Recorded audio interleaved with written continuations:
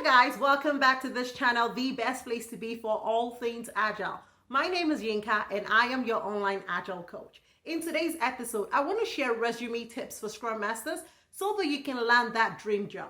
These tips have been tested and tried. I think about 20 Scrum Masters have landed their dream jobs using this tip, so I'm bringing these tips to you so that you can also land that dream job you've always desired. So make sure you watch till the very end of this video. And if you're yet to subscribe to this channel, go ahead and subscribe right now. Don't forget to turn on your notifications so that you can get notified every time I drop one of these videos. Now let's get to it.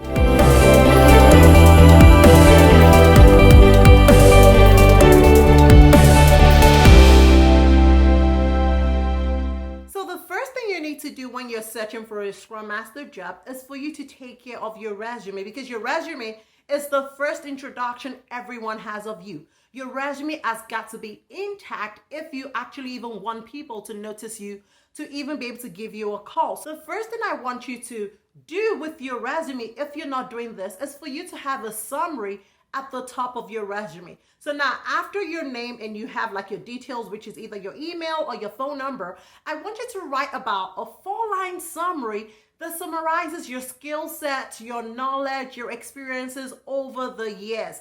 It's super important for you to have this on top of your resume because it gives the reviewer a quick glance to understand who you are, where you're coming from, your experiences, the skill set you have, and how you can contribute to that organization. One thing you need to realize is that these recruiters have very little time. So you want to give your resume the best shot. Now, a lot of times we don't have this cover letter we used to have back in the day. So having that 4 lines on top of your resume really makes a huge difference. And it really tells, the reviewer ahead of time what to expect with that resume. So make sure you go ahead and include that 4-line summary of your skill set, your knowledge and experiences over the years to give your resume the best shots. Now, the next tip I would advise you to include on your resume is this.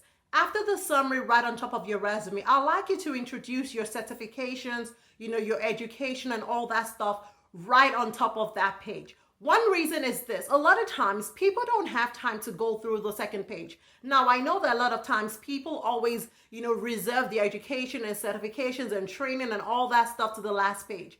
But the reality is that recruiters are not even getting to the 3rd page. A lot of times they scan through the first 2 pages and that's it. So if you have a resume that is about 2-3 pages long, then you want to put your certification right on top. Now, if you're someone who doesn't have a lot of experience, it's also very important for you to put those certifications on top so that at a glance, the recruiter can see whether you have the required certifications. And we know that in the Scrum Master field, recruiters are always looking for like your CSM, your PSM, and all that kind of stuff. So it's important for you to put it right on top so that that recruiter can see that information right on top and make a good decision. It's important for us to make things a lot easier, and revamping your resume in such a way that is appealing to these recruiters really increases your chances of success. Now, another tip I like to share with you is this. When you're introducing your professional experience, right before you start listing the bullet points, I'd like you to take out the time to also introduce your accomplishments and your achievements in that organization. So just include a sentence right underneath the name of the company you worked for and the position that you held at that company. And just write a sentence or 2 that describes what you accomplished in that organization before going ahead to list out those bullet points. I found that a lot of resumes that have used this approach have had higher chances of success than those who just list out a bunch of bullet points. It's important for the recruiter to also be able to see what you achieved at that organization, because a lot of times there are criteria the recruiters have to fulfill. And when you make it easier for them to find those criteria in your resume, then you increase your chances of success. So let me give you an example. Let's assume that at a company that you worked in the past, you were able to help the organization implement Agile transformation. And this new organization is actually looking for a Scrum Master to also help them implement Agile. Right there on top, you have alerted the reviewer that you can do the exact thing that they're looking for. And so they don't have to waste their time to start going through all of the bullet points, because usually all of those bullet points are just indicators of like certain things that we did. But when you're able to summarize those bullet points into things that you accomplished in that organization, it really increases your chances of success. These tips have been tested, they've been tried. So if you're not doing any of these tips, I want you to start doing them going forward. Now, this is not a resume tip, but it's very important for people who are looking for Scrum Master positions. Now, we know what these job descriptions look like. Sometimes these recruiters are looking for heaven on earth and they have all the details. I've seen job descriptions that want a business analyst, a project manager, and 5 things in one in a job description. What I want you to know is don't be afraid of job descriptions. Make sure you have the required skill set that they're looking for. And if you don't have like the cherry on top, like the nice to haves, I still want you to go ahead and apply for those positions.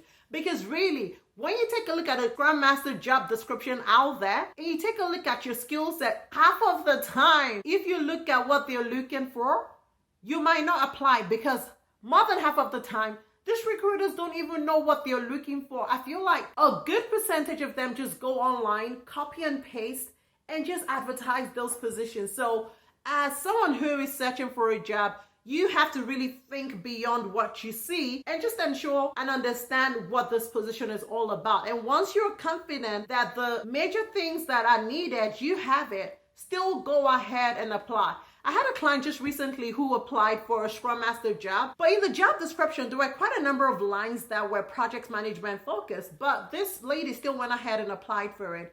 And even, I think, the second stage of our interview, they went and had to have some project management experience, and she still went for it because good enough for her. She had that experience back in the day, but she wasn't even using it anymore. But this was still something that the organization still wanted for some reason.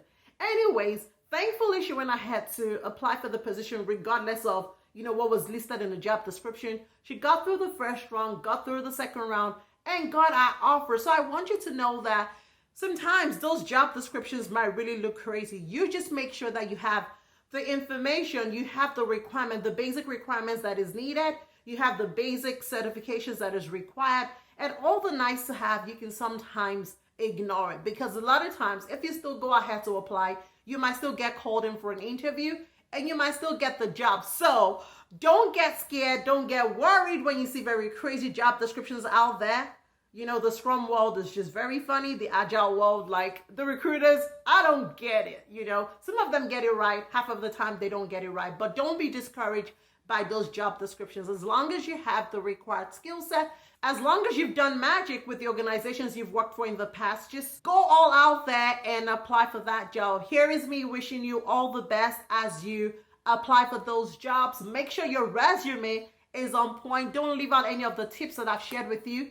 These tips are tested, they are tried, and they're a game changer. Make sure you make use of these tips, and don't forget to drop a comment if you use those tips, if they worked out for you. Share your feedback with me, share your feedback with the team so that we can all learn. And if you ever need any help on how to, just draft your resume, or you feel like you want someone to go over your resume before you apply for that dream job, feel free to send me an email and I will be more than happy to help you out in the process. I wish you all the best in your next journey, and I can't wait to hear your good news. Thank you so much for watching today's video. Don't forget to like, don't forget to share, and don't forget to subscribe to this channel. Thank you so much. I look forward to catching you in my next video. Bye.